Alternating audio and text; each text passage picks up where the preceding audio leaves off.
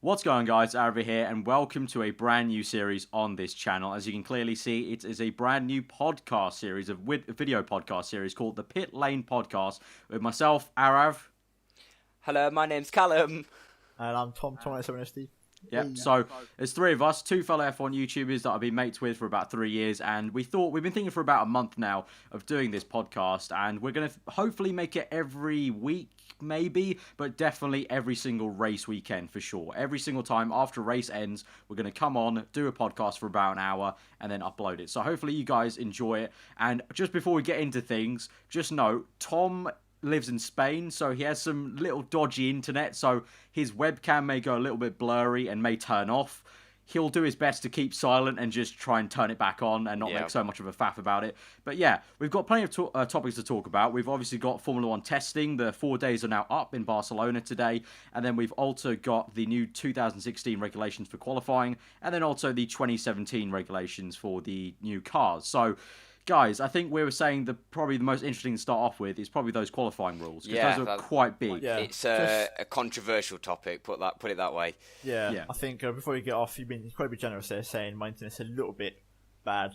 Just a little bit. Okay, a lot bad. A lot bad. Yeah. It's the equivalent to McDonald's free Wi-Fi, but basically. Okay. You may as well have just, you may as well have just gone to McDonald's and Skyped us from there. Yeah. So yeah, I think I haven't got a laptop or anything. I can't think. Whenever, PC, wherever, he will be here in the podcast. Yeah, he will hear for the Pitlane Podcast. But anyway, moving on. Yeah, the new qualifying rules, very, very interesting. If you guys haven't read up about them, essentially, long story short, we'll put some links in the description to anything we talk about, to some kind of articles or anything like that. But long story short, basically in every single session, every minute and a half, basically a sort of like checkered flag for the slowest car in that session will go off, and that car is no longer in the session. So it's quite a big deal.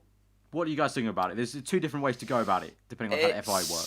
It's interesting, because I actually saw WTF1 do a poll yesterday, and I voted in it, and I had a look at the results, and it was 50-50 split. People were so torn on the actual idea, and like I've got it was motorsport.com that came out with it initially. That's when I think me and you, Arav, saw it initially on Twitter, and it's like Arav said, essentially it is after the 7, so for example Q1, I'll do Q1 on its own, it's 60 minutes long, and after the 7 minutes, once it gets to 7 minutes in, every minute and a half a driver will be eliminated. The bottom driver with the slowest time, whether that will be, I'm not actually sure how they'll do it, dependent on if they haven't set any lap times. That'll be interesting to know. That'll be. But every minute and a half, doesn't matter how long the track is, they will be eliminated from qualifying, and so from that point onwards, 7 drivers will be eliminated in Q1. But it is a very interesting topic, because a lot of people I've saw people said that it's kind of basically just like what we've got now, really. Almost. Like, I think the biggest thing is it will encourage slower teams to get straight out there, otherwise they will have no chance of getting to the next session. And it also puts a bit more pressure on, the Hamiltons and Vettels of the grid to put in their lap time straight away and not be a little bit, lazy or. And also, if you think about it, it kind of eliminates the banker lap. It kind of eliminates that entire concept. Yeah, it kind of does. As a whole, it generally, if you look at it, I think even the big boys can't get complacent now. Because, for example, we know some of these tracks where the tyre difference isn't too big, they might have to go on the quickest tyre just to get through with one lap sort of thing. Yeah. And as for the little teams, nothing really changes. They just got to go out there on the softest tyre and just see if they can try and get a super lap in and try and get themselves through. I mean, they already did that already, so it's probably the biggest changes for the bigger team. Much of the normal order, like Q1 and Q2, I don't think will change much. I think it's Q3 when you get down to that final 2. I think that's going to be quite good when you get that final shootout. Yeah, I said something on Twitter. I said something on Twitter yesterday that basically in Q3 it could be very, very interesting that if, let's say, 2 of the top drivers, Vettel and Hamilton, they've set good lap times enough to get them through, like, so far through that point of the session.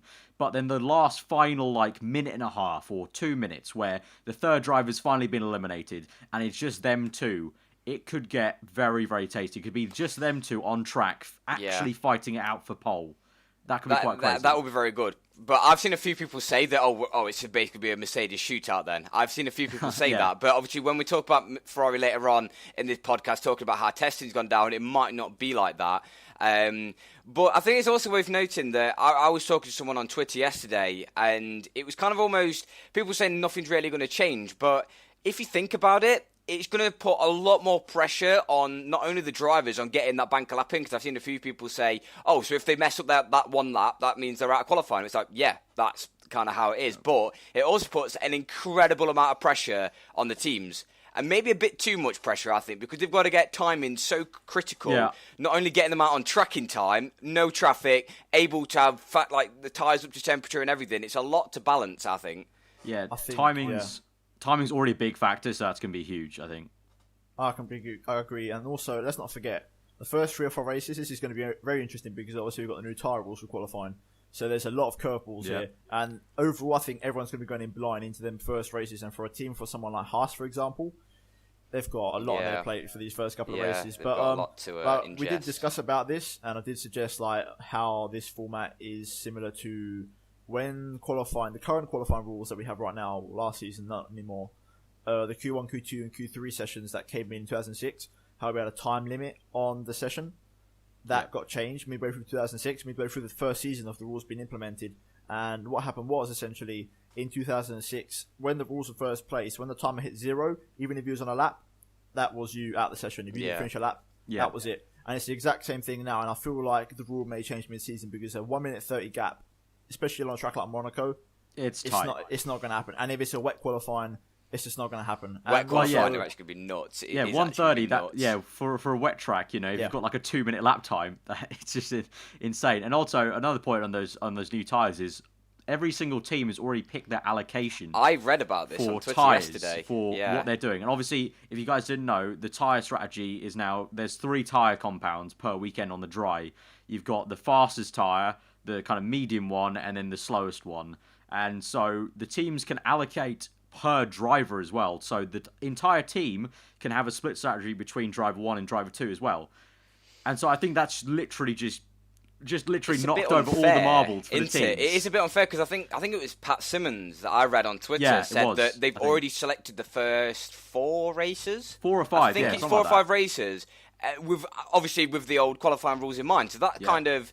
It's a bit unfair, really, because a lot of people saying that it's going to force people to be out on track all the time. But if they've picked some of the fastest tyres, like some of the ultra softs, like super softs and softs, you're going to be burning up all of your tyres, and that means you can't do any running in the race. Like, you're going to be really struggling in the race. I mean, potentially, but they're trying to promote qualifying action. It's a bit unbalanced. Potentially with that, though, I think it's a good thing that there are 3 tyres then, because potentially then the fastest tyre, as you said, the qualifying tyre, will literally become a qualifying tyre, and everyone just uses it in qualifying, and then they just use the other 2 as race tyres. Because also, the rule is they don't have to use all 3 sets in the race. No, I believe, isn't it the rule, the FIA...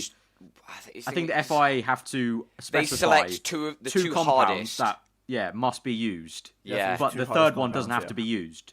So it's going to be... It's going to be so confusing in a way. Especially because it's the first season as well. And obviously we were surprised that this qualifying format was implemented this season. When we read the article, it was like, 2017. Yeah, literally. It literally just came out of nowhere. In a Formula 1 world where so much of the press already talk about getting casual fans in, if you're a casual fan, you're going to have no clue what's going on. Yeah, it's like, there's millions of cars out on track. They've got timing crucial. It's like they're sat there like what happens timing? If it's probably never going to happen. But let's say one of the Mercedes is coming through, the Ferrari's coming through, and they don't make the lap time in time for the 1:30 cutoff, and they just have to peel into the pits. A casual fan is just going to probably be like, "What on earth is going? And why is that guy on this tyre in the pits?" Yeah. Well, the thing is, that's similar to what happened in 2006. What I was mentioning about the timer running out.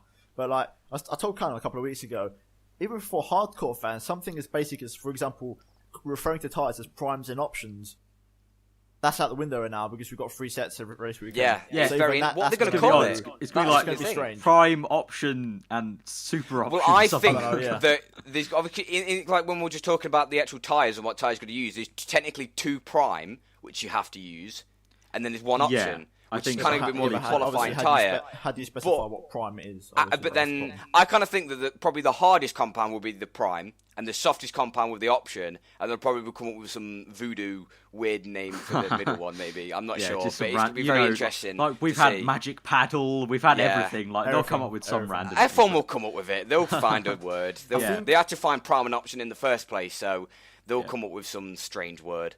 like right now, just to put us like, obviously because it's the first podcast, we're going to have a bit of discussion going, also in the comments as well. So I think straight off the bat, I think we're going to get all three of our opinions on the new rule, whether we like it or we don't like it. I'm going to kick it off saying, I like it, I'll give it a chance, see how it goes. I like the idea, but if it goes bad, then we can also just refer back to Q1, Q2 and Q3. But for now, I'm all for the new idea. Yeah, I'm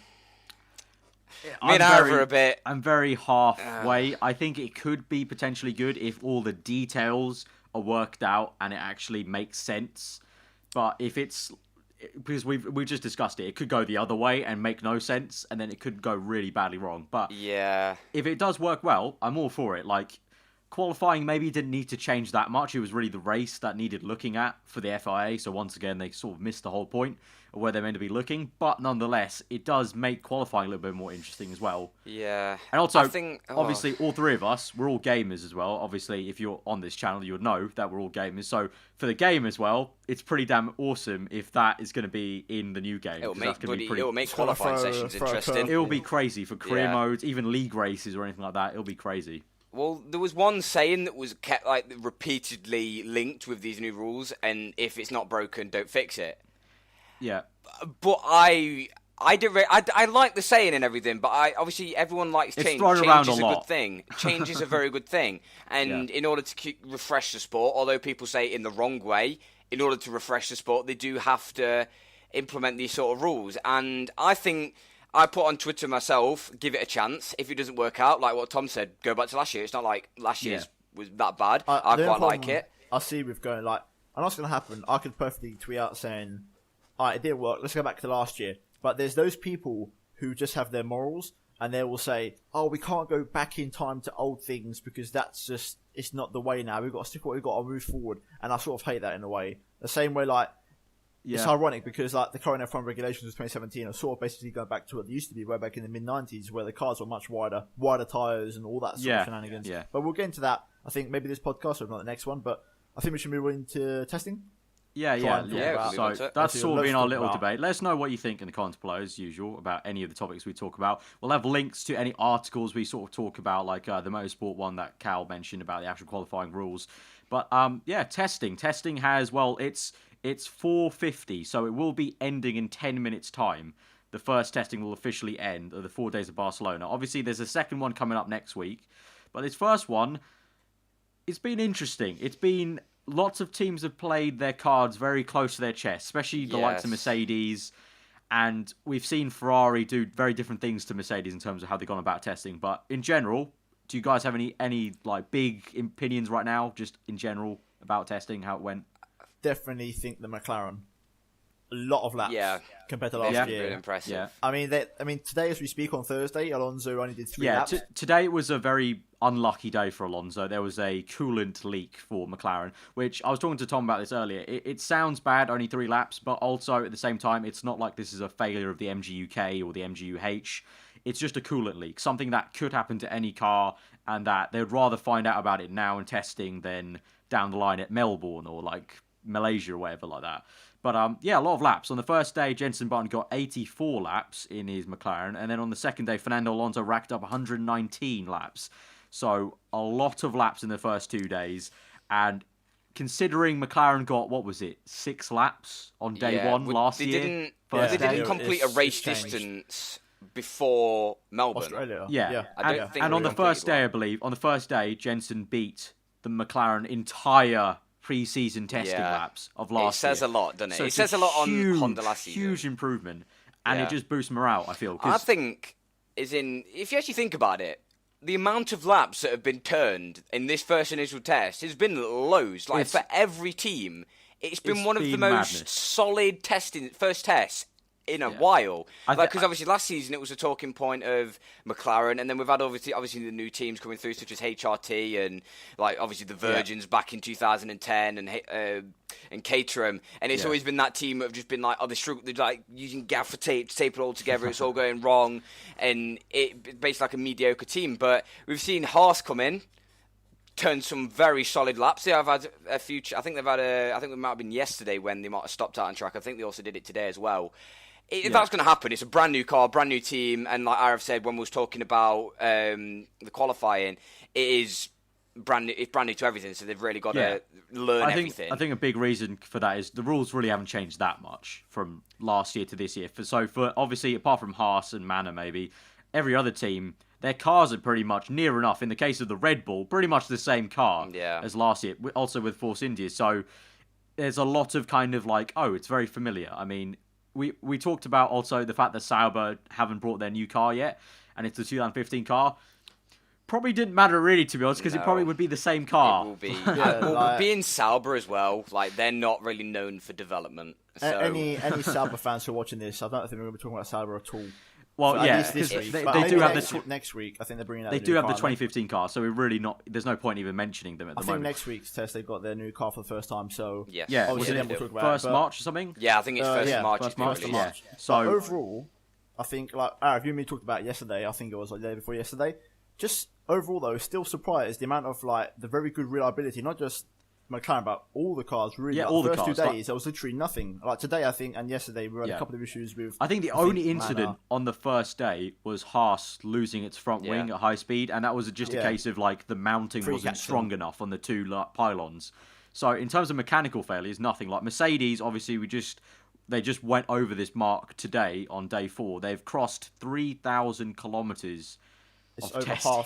Which is over half a race distance of Le Mans, 24 hours. It's crazy. Madness. And another thing to note was Mercedes actually only ordered medium tyres to this test. I only read that today. I was quite surprised. Other teams ordered ultra soft, soft, super soft, medium. Hard. Mercedes only ordered medium. Did they do that last season where they only ran on the medium tyre? I remember last season testing. I can't remember that. I remember they did that. I think they ran softs. I don't think. But I think it was Jerez where they only ran the medium tyre because obviously going into 2015 they wanted to fix through the issues from the 2014 car, so just make sure reliability is solid. They're just like, okay, we'll have a load of mediums and we'll just pound around the track. Obviously this season, every day they've completed way more than a race distance. Yeah. And obviously the past 2 days where it's been Hamilton and Rosberg in the morning and the afternoon, Hamilton turned 99 laps in the morning before the checker flag dropped for lunch. Rosberg was like 65 last time I checked about an hour ago.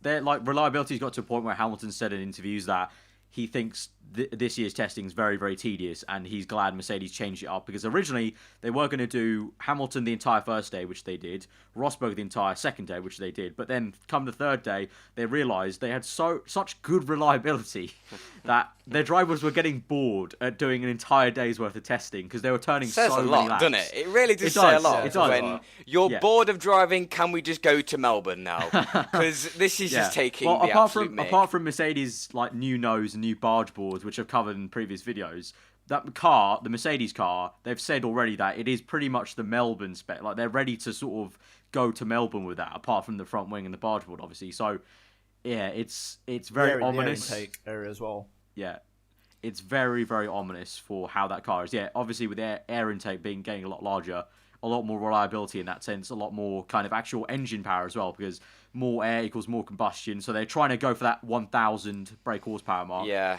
it's all just looking very up for Mercedes, but I think on the flip side, it's also looking pretty decent for Ferrari. How do you guys find Ferrari's performance? Tom's a Ferrari fan here. Go on, give us your thoughts. My opinion, I think, bar Manor, who like pretty much had a plank of wood on the front of their car last year, and you can't really. I'm going to count them for this.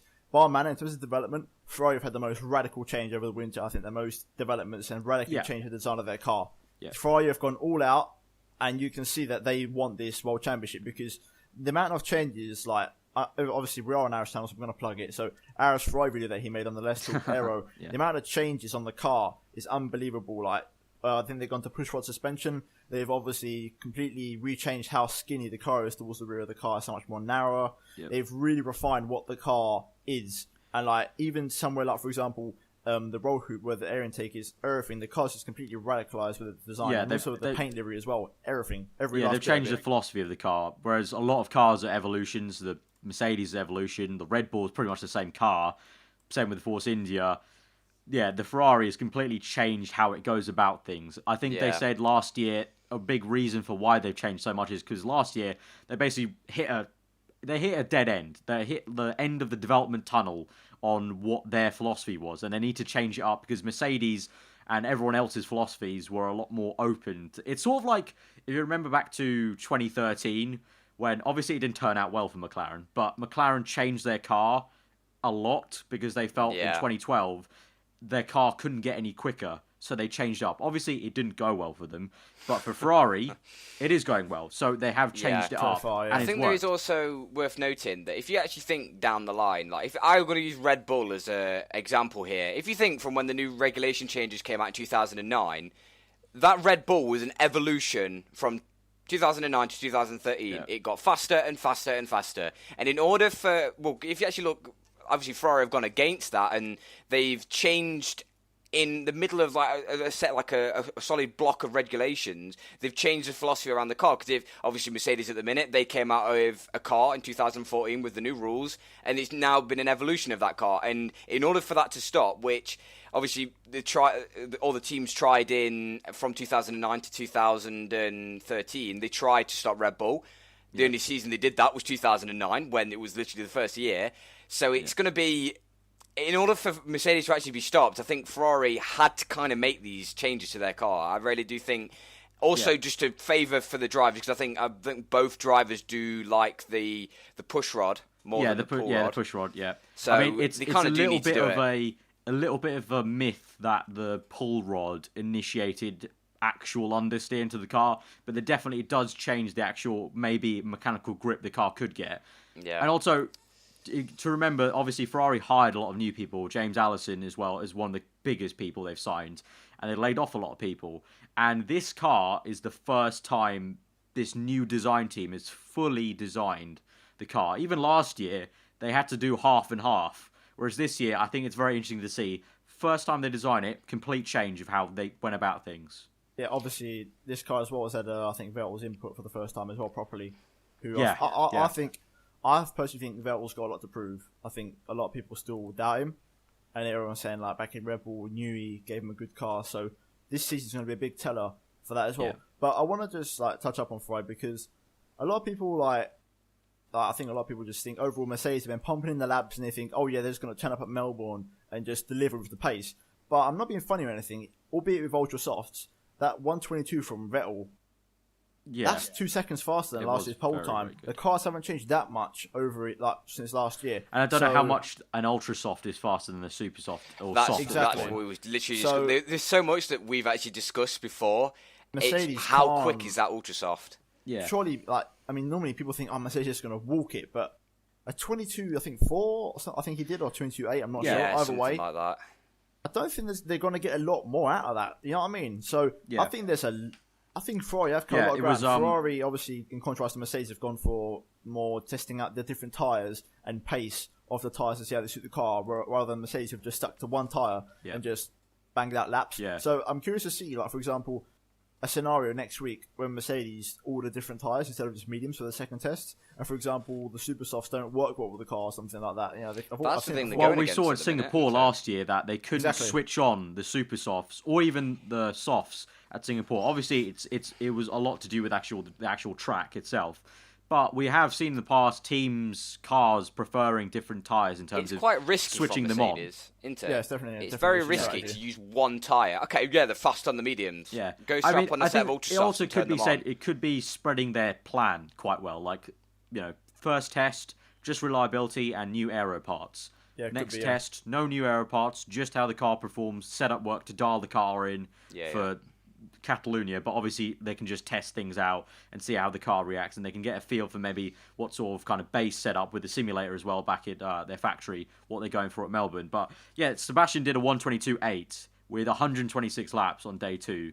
So not only did he do a fast time on ultra softs, before that he also racked up plenty of laps as well. So he did a 122.8, because I'm looking here, and Raikkonen did a 23.4 on ultra softs. On the same soft side. So that's also another point. Like, a lot of Kimi fans were a little bit like, he's actually quite off Vettel on the same set of tyres. But obviously there's no point. There's no point. There's no testing anything we say in terms of the times don't matter, but laps do matter quite a lot. And the fact that Mercedes are doing so many laps, but also at the same time, it's uplifting to see Ferrari also not just being quick on whatever tyre they do, they're doing a lot of laps as well at the same time. So I guess all of us, watching and probably, unless you're a Merc fan, obviously, but are hoping that, Ferrari can get up there a little bit. And obviously, Nico Rosberg's even said that he does think Ferrari are going to be quite a big challenge, like realistically. Yeah, so I think he's been looking at times and been a bit I've always been a bit really? cautious about like how much Mercedes think they're going to be challenged by Ferrari. If part of me thinks, contradicting what Tom said, they might just cakewalk it again, but I don't think they'll cakewalk it. If they do cakewalk it, I don't think they'll do it as much as they did last year. They're going to still win most of the races. I think the gap will be closer. I think that's the biggest thing for me. They'll have more of a challenge to win the closer. races. The margin of win might be closer. I think Ferrari could win at least 5 races this year. Like, overall, their car is just... Like, for example, logically, if I was designing a car, I would have thought that the 2015 car was a very good base to build on for the next year. But obviously, like you said, they hit the end of the line of development, so they've had to just completely come up with something new. Yeah. But it seems like they've had a proper... This isn't just they've rushed it. They've had a good year and they've really put some effort into it. Obviously, if you look at the Mercedes I think is still better in parts.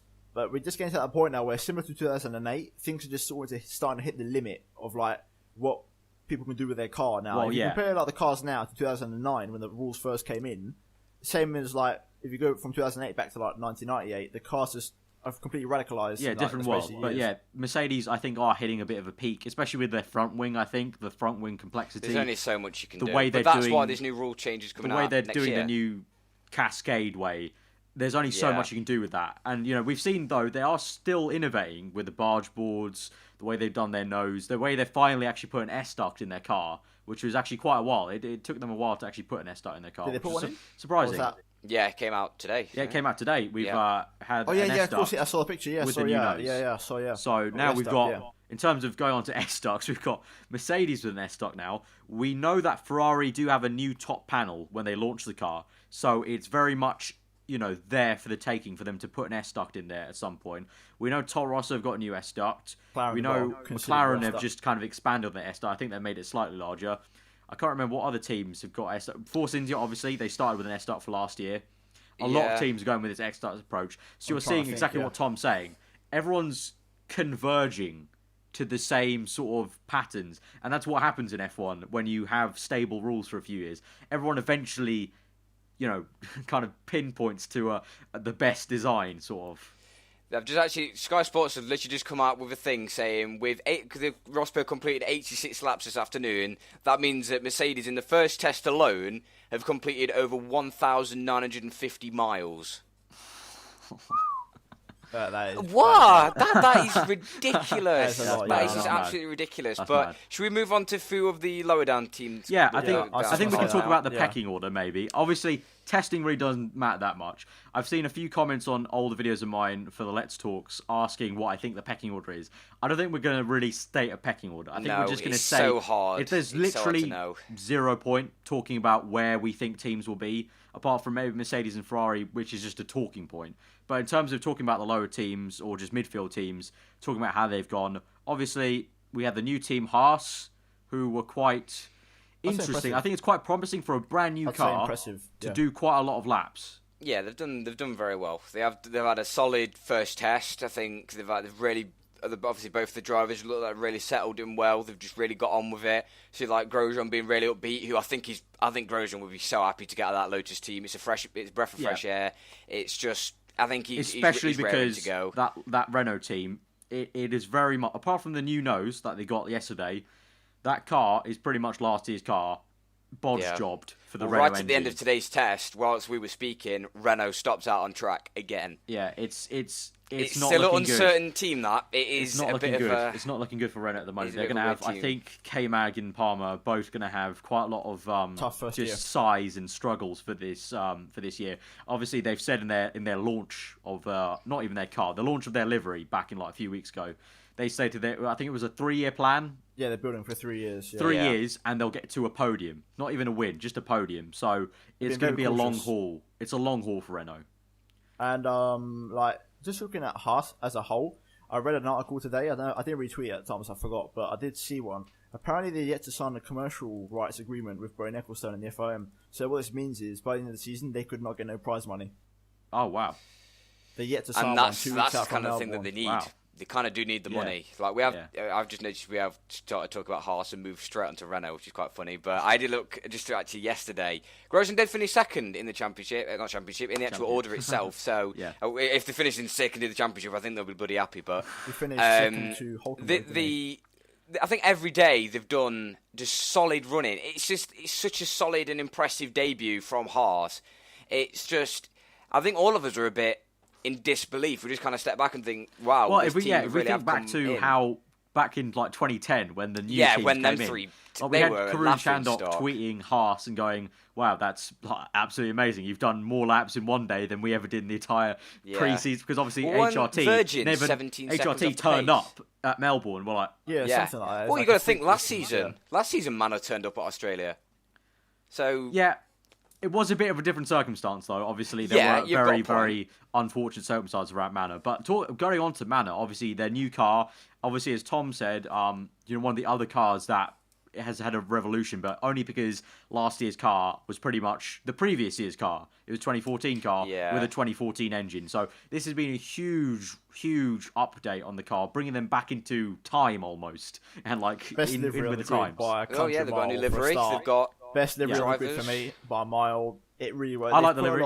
I think it's okay. I'd say, Arif, you may agree the only deficiency on that car is probably the front wing. The major deficiency. The front wing looks very, very simple. Yeah. In terms of other aero details, it looks promising for now for a team of that. It looks up to date. We know Manor's kind of what they've been doing for the last few years. So in terms of to see all these new aero details coming on, I'm quite excited for that. Also, I think it was on Sky Sports, they said it was about 5 seconds faster than their previous. Obviously, times don't matter, but for Manor, it's a lot. If we do a comparison, 5 seconds is a lot. Just showing how they've just got outdated such a solid that car base. was. It's like Haas almost. The 2016 engine. They've got a 2016 engine from Mercedes, best power unit on the grid. They've got Pascal Wehrlein, one of the biggest prospects, much like Max Verstappen. He's really coming up strong. Obviously, he had a few laps in the Mercedes last testing, I think it was, when Hamilton and Rosberg couldn't drive the car. So he's already had World Championship drive. He drove a World Championship winning car. And then you've also got to think, it's just like they've got designers that have come through from older teams such as McLaren and Ferrari who've had a really good experience. And it's just, ever since they've been rebought out, as soon as they've had this new influx of money and they've had a new owner, the team is just looking. They've got so much promise to that team, and with the new livery, I can't wait to see them in the midfield. I did say, I remember our review was very skeptical about Manor overall.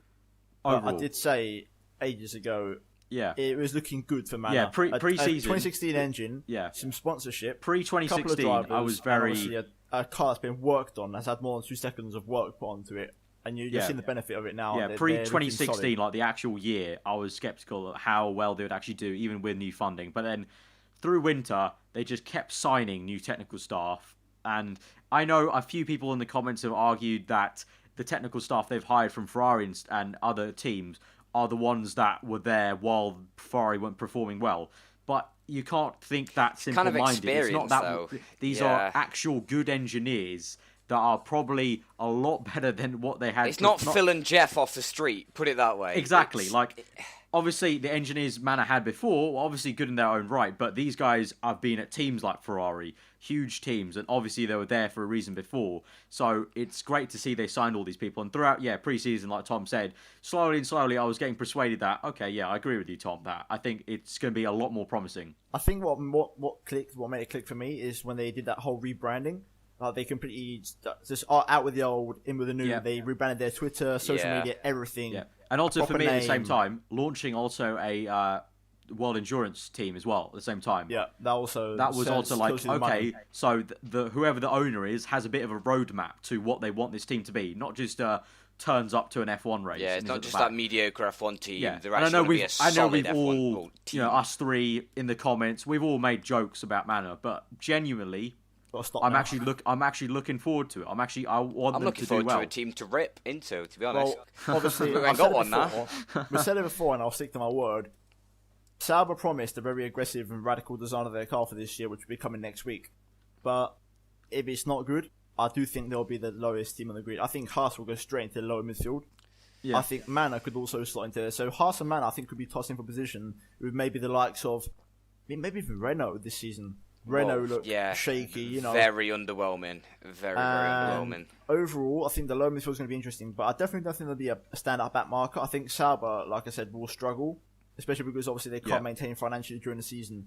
I will say, now we're talking about midfield sort of thing, one team who impressed me, due to cars around them not really improving their car, Force India with a 2016 Mercedes engine could be a real good shout for a top 5. Because their B-spec from last season, which has just been just altered and it's not even been altered that much. It's literally almost literally identical. That car. It's literally like the biggest the biggest changes that I could see. Obviously, none of us are experts. Even though I talk about it in a very concise manner, I'm not an expert. I'm still in university studying this stuff. But the only thing to me I can see huge, actually worth talking about, is just the new exhaust. But that was just a regulation thing. Yeah. That Force India looks very, very similar to last year's car. Maybe tighten up the bodywork a little bit. But yeah, it is a good shout. There's also a reason why they're that confident. They must be looking at the numbers. Well, they've got that new wind tunnel, haven't they? Ever since it was, I think it was last season. It got a little bit tedious. I think it was round Britain, or I don't know when they actually launched their car. But I remember throughout the start of last season, it was just wait for the new car, wait for the new car. It's you're putting a lot of pressure on this new car, and then it came out. That's been in that wind tunnel. And it really worked. But then you've obviously got podiums from Perez, and it's been such a solid end to the season for them. And with Hulkenberg, who's been.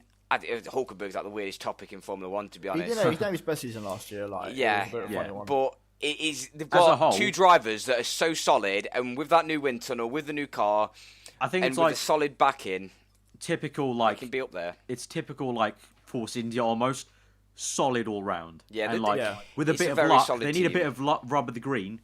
I think they could get up there as well. But at the same time, go on.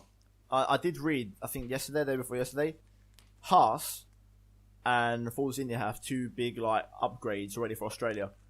Force India have one for Australia and then one when they come back into Europe. But Force India have got an updated start season spec upgrade for the whole car. Well, I would have hoped so, because that car really hasn't changed that much. But Williams as well, I think. I was just going to say, speaking of unchanged, Williams. Yeah, Williams. There's a few actual details in the car when you look and zoom in on the pictures that are different to last year's car, and they have copied Mercedes.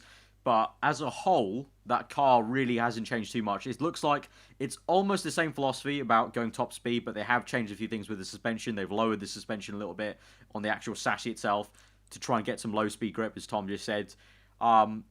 But I'm looking forward to what their new nose looks like, if they'll have actual new front wing shape. Because apart from that, I just don't see where Williams is a weird team. They always want to be a bit of a top team. But they try to be it, but they just never are. They're always in the grey area. And the thing is, they went backwards last year because Ferrari overtook them. It's if they wait any longer, they're going to be behind Force India, maybe Toro Rosso, who we'll speak about in a minute. They're just forever going backwards, and obviously with strategy calls, which were debatable last season, very debatable. I think it's a very weird team, because I think honestly, talking through every team, we're okay, solid team. Williams are a solid team, but they just don't seem to do enough. They're not where they should be. They're just not that pinnacle team, they want to be at least. Another team that I think could pass them, and this is an interesting one. I think now we're talking about midfield. I think the Red Bull Toro Rosso situation is going to be very tasty. That's going to be very interesting. I've talked about it before. The Toro Rosso looked very tasty, and also I said this came out after I made my video on it.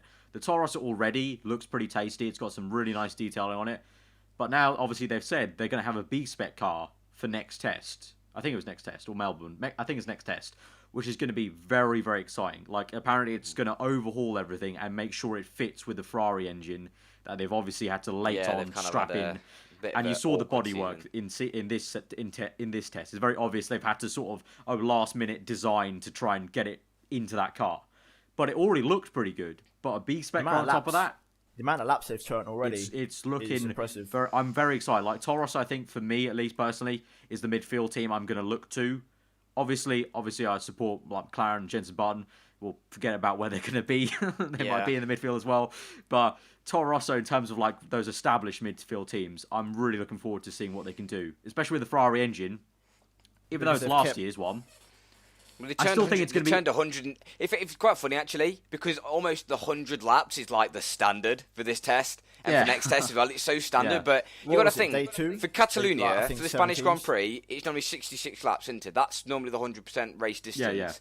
To do an extra, it's 66 normally. I think it's normally. Don't quote me on that, but I think it's normally 66.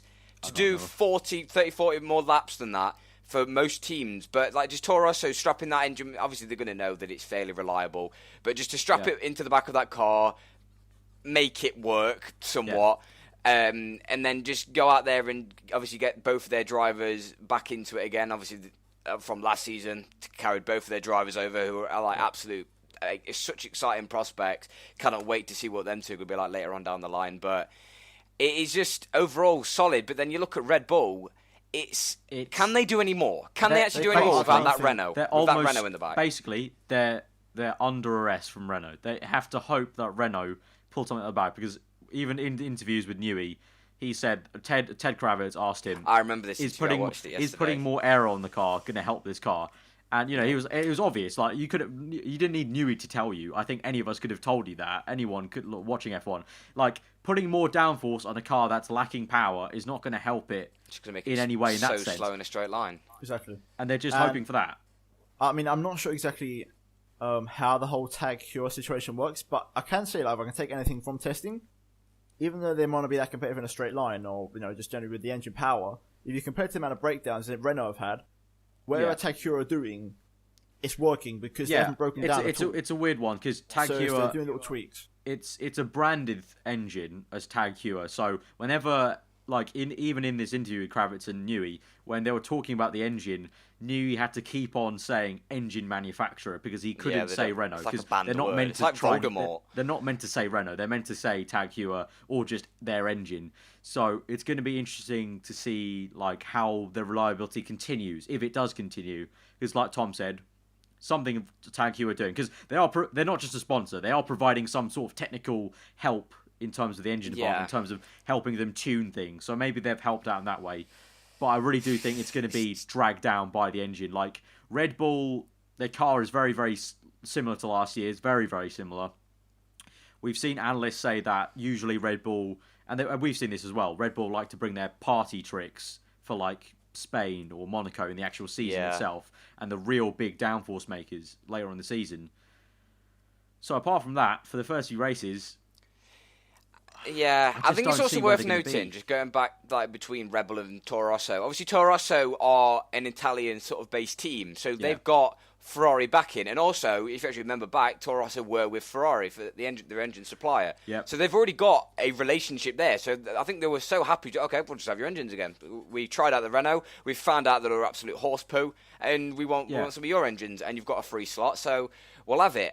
But the thing is with Red Bull, obviously Mercedes said, no, you're not having any of our engines. Then you've got to think Honda. I don't think Ron Dennis. I think Honda were keen on having a second engine to develop it, but I don't think anyone wants the Honda. I think Red Bull aren't keen on having. I think Red Bull were just looking for anything but Renault because of their relationship. But that's with the problem. No one wants to supply because Red Bull used to be a World Championship winning team. They are competition. The thing is, the deficit that Renault are claiming from Mercedes, or the paddock are claiming Renault have, is enough that if Red Bull had a Mercedes engine, they would be beating or on par with Mercedes, because their competition. Constantly last year, Red Bull was still saying, "Oh no, our chassis is still amazing and it's still probably the best of the pack," and it probably definitely it still is, because no matter how much dominance Mercedes have had, Red Bull, their team, are just the kings of aero, and they definitely have a very good chassis. It's just the engine, engine. It didn't help the way they carried themselves last year with the whole engine saga. Their attitude. Yeah, that made it very I wanted to touch up, like we were saying before, like about 5 minutes ago. It's quite telling how high regard Toro Rosso is held, considering they're going to be the only team on the grid with a 2015 spec engine. Yeah, but I also think that the 2015 Ferrari engine will still be faster than the 2016 Renault for now. Maybe Renault pulls something through the bag, and by the end of the season, Toro Rosso will lag a little bit. But I think for the first, I don't know, until Europe, I think Toro Rosso will still be very, very much faster than the Renault teams in a straight line. And I will say Red Bull have one of the best liveries on the grid this year. At first, when the livery was launched, I think there all was three like of us. a 50-50 But as time went on, and you see some on-track shots, and the all matte three finish, of us were very much like, "What on earth is their livery?" I tweeted out saying that looks. We all tweeted out. We're all freaking hypocrites. We all tweeted out. I was but so on annoyed. track, it's a different case. We need to. I think with this something we never keep in mind. On track, it looks different, and on track, that Red Bull looks absolutely stunning. I'm still excited for Bahrain and the night tracks. The night tracks. Singapore. It's going to be black. I said this to Tom. I said this to Tom so many times. The red looks like it glows at Spain. So I've said to him, if there's some way possible for just some nice PR, if they can put some glitter paint in the red at places like Bahrain, Singapore, it would look amazing. Yeah, I completely agree. It could be interesting. It should be like that black car that no one sees. It'd be like the McLaren. It's like a stealth obviously, fire. if they have the glitter from McLaren's 2015 car, then that would make it very interesting. But who have we? Are we missing a team? Or we haven't really gone over McLaren. We have gone over it. We've gone them briefly. I mean, they've done a lot of laps. Obviously, the breakdown today with the coolant leak. In terms of lap times, they're still slow. I think it's more of a case of reliable but slow. But I think the biggest thing for me, at least, as a McLaren fan, that I can take positives in is that at least it's reliable. So the mechanics can push on knowing that, I'm working so hard and, the engine's failed again. Yeah. I remember them words from Ron Dennis last year saying, the car's fast, the engine's powerful, but it's unreliable. So we'll see. I mean, I saw a tweet, I think it was from Andrew Benson, don't quote me on that, but I think the speed trap showed they were still at 10 kilometers-ish, 10, 15. They've got faster. I think they have got faster. I think they're still in the region of 10 to 15 down on the Mercedes. But it is reliable, and they can work, and they have got a little bit faster. So they can work on it. It'll just be a case of, obviously, as Honda develop the engine, how that will go. They're bringing the Mark II engine to next test, and then Mark III engine of the Honda will be the best of 1 and 2 combined for Australia. So we'll have to see how that goes. I think, like, in terms of development, like, you can see the actual progress. Obviously, the speed, they've probably increased it by that much, like but then you look at the reliability. I can't fit it in shot. It's going to get... It is an incredibly reliable car now. Obviously, we don't know what them dials are. Can he turn it up any more? Yeah, can it get any faster? Yeah, we'll see. We don't know. We don't know they're whether that engine turning will up pop the MGK or not. or anything like that. But I think we pretty much covered every team in testing at least now. Yes, so we have. We're coming close to time. I think one quick thing. I think we'll probably take this to the next podcast. So I think that's definitely going to be a topic. For 2017, let's just quickly touch base. Tom said it briefly at the beginning of the podcast. Obviously, new regulations to bring the rear wing shallower, the front wing a little bit wider, kind of swooped back. The side pods are going to get wider. The floor's going to get a little bit wider. Everything's going to look a bit more aggressive. And the halo, apparently, for the cockpit safety. So it's going to be like a little winglet that comes down. It's going to be a halo like that. And also, Pirelli have been asked now today by the FIA to make harder tyres that are going to be able to have the drivers drive on the limit. What do you guys think? Just a quick note. I will say, I read, I think, Autosport yesterday. They're considering removing the 100 kilo fuel limit cap. Oh, that's actually major. That's a huge deal. That's a huge deal. In my opinion, fuel flow rate so big. In my opinion, I'd like to see them completely remove it and just let them just go at it, but I don't want them to. I want them to increase it a bit, like a 120, 110 maybe. What's the point? Not completely remove it. I think if they remove it as well, it completely just disowns the entire point. It's like 2014. Okay, we're going to make more fuel efficient engines. A couple of years later, we're going to get rid of the fuel flow limit. I will say, what Tom said, increasing a little bit though does mean that they'll still have to be efficient with the fuel, but it does mean the actual because the fuel flow rate is basically the amount of fuel that's going in every single time. And it's going to mean that they can get a lot more performance actually out of it potentially. I think in terms of the 2017 rules, I think we should leave the halo out of it because that's a huge talking point that we could go on for hours about. Yeah, I think we'll save that to next podcast. I'll actually talk about tyres a minute because I was actually they've taken ages and they still haven't obviously properly come out with these 2017 rules. Yeah. But I heard that Pirelli, although they wanted to make the cars faster, they wanted to make them heavier. This is putting more and more strain on Pirelli, who have recently got their tyres in a very good position where they're not as durable, but they won't blow up like in 2013. We have seen an issue last season, obviously, with Spa with Vettel. It's also a case of it's not actually Pirelli's fault for any. It isn't. Like in terms of the 2013 structural thing. I think that was just a case of no one actually knew that was going to happen, and then okay, we need to strengthen it. But in terms of actually people bagging on Pirelli and the new tyres, it's FIA's doing. They're the ones asking Pirelli, make this like this, make this specification. Yeah. So Pirelli are just, okay, we'll do that. Yeah. So I think it's a case of FIA need to know what they actually want, what the cars are capable of, and obviously they need Pirelli's help to understand what the cars are going to be putting in terms of downforce on stress on the tyres. Yeah, because obviously, they're making them wider. I think they're making them wider. I think I've got the them. actual specifications here on my little notepad. So we've got the actual rear tyre width is going from 325 millimeters to 405, and the front tyres 245 to 305. So and obviously behind that is mechanical grip. Straightaway tyre width will give more surface area, more mechanical grip. That puts more strain on the tyre itself. Yeah, but being as the fact that the car's getting heavier. They'll design it. That's why they're saying. Yeah, that's why they say make it harder, more structural. Exactly. Yeah. But I think what will make it interesting is someone like Ferrari who have favoured the pull rod suspension, because it'd be so much more mechanical grip, they might go back to something like that. It could throw a curveball with that would be very controversial if they went back. The advantages of the pull rod are mainly aerodynamic in terms of the actual geometry, but the two are very, very similar. So I think because they've gone to it now, push rod, I don't think they might be inclined to go back to it straight away. But they'll try it with their new... Talk about tyres. I mean, I haven't heard anything at all, but the whole Michelin and the 18-inch wheel situation, that's all a bit... I thought I was meant to go over that kind of dropped off the face of the earth. Yeah, I think as soon as they were like... I don't know if it was Michelin or FIA. One of them was just at some point were like, no, this is not going to work. I think one problem was, I think it was Martin Brundle that did a lap in the GP2 car around Monaco. Oh, and they looked weird. And he said that the visibility, trying to find the apex, is one of the hardest things. I just kind of think that, it's outdated now. Small rims, obviously now big cars, bit on the road, they've got big rims. But there's things you can't change. You can't change that. At them speeds, you can't get rid of the profile. And that means they'll get even heavier, which means, because obviously Lewis Hamilton was saying the other day that the car's getting too heavy. That's another point. Are we trying to make these cars heavier and heavier? Well, I think, Tom, I was talking to you, and I was talking to you about this. It's gone from 2007, 600 kilograms, to now about 720 kilograms. Yeah.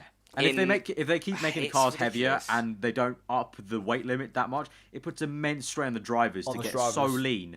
And like Ricciardo this season, last season they implemented a rule to make sure that didn't happen. But now, because the cars are sort of getting a little bit heavier, or in case of at least Red Bull's got a little bit heavier, Ricciardo's been asked again, like it was back in 2014, to slim down a few more kilos. And it's like too much pressure on the drivers. It's just too much pressure, because what happens if one of them just goes a bit lightheaded and faints? And just pushes it's himself not going to be pretty. Too much. Especially around track. And then if he's trying to push himself to the absolute limit, what happens when he gets to Malaysia or Singapore? Does that push the drivers way too far? Obviously, they've been trying to put a lot more focus on driver safety and driver, obviously keeping them hydrated throughout races. And it's improved. I don't even know what word I'm looking for there. Some big word. It's improved a lot. Improved threefold, yeah. Well, for example, freak accidents where your bottle breaks and you can't drink liquid for Singapore, Malaysia. Exactly, that would be a nightmare. But I think we can stop because we're sort of getting. We have gone a bit of a turn, but I think we'll keep the actual intricate details of 2017 probably for the next podcast.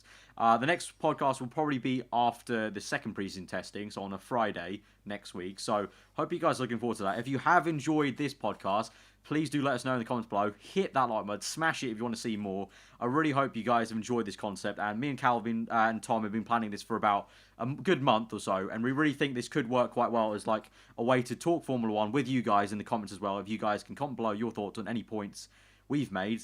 And I don't know about you guys, I've had a lot of fun talking about this. Yeah, well, to be fair, we do this, like me and Tom, we spend in Skype calls. We sit in a Skype call anyway, so out of it. we're just recording it. Out. It's just nice to let it out. Might as well record it and make a podcast out of it. Yeah. So, and also, if you guys really do like the podcast and end up liking it enough, then if you guys maybe want to download it as an actual audio podcast and listen to it on the way to school or work or whatever, then we can sort that out and put it on SoundCloud. So it's all about your guys' support and how much of you guys want that. So let us know in the comments below. Hit that like button. Remember to subscribe to this channel and also Cal and Tom's channel on these two links in the description. Wait, which way was it? Over there. Cal's over there. Tom's over there. So So yeah, subscribe to those two really underrated smaller YouTubers who really deserve a lot more subs. But obviously, if you have enjoyed the podcast, and subscribe here for more podcasts, hopefully every week, but at least definitely every single race weekend and for the next preseason testing. But anyway, I think that's been the Pitlane Podcast. Hope you guys have enjoyed it. A thank you to our sponsors of the channel down below there. And you waited 55 minutes to say that? Yeah. I've always wanted to say that. That's Shaking like a podcast thing. Thank you. And what to our about that sponsors. one? What about that one over there? That one over there. Oh, the little product placement over there. The little product placement there. Oh. But guys, hope you have really enjoyed the first installment of the Pitlane Podcast. We hope you guys will enjoy it and we'll continue to make it throughout the entirety of 2016. I hope it can be a good one. But yeah, from me, that's goodbye, and we'll see you next time.